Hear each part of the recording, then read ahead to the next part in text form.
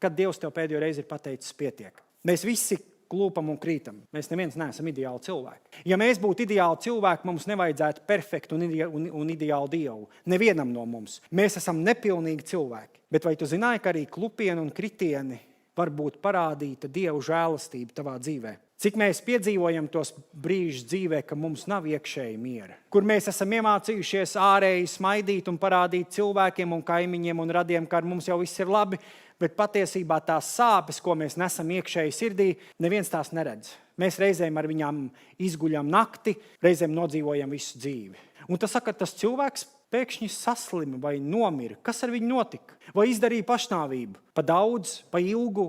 Viens nesa rūpes un sāpes savā sirdī. Respektīvi, cilvēks dzīvoja bez iekšēja miera. Ziniet, ka cilvēks ilgi nevar nodzīvot bez iekšēja miera. Kad iekšējs miers tavā dzīvē ir tās pašas svarīgākās zāles, patiesa miers ir atrodams tikai pie Dieva.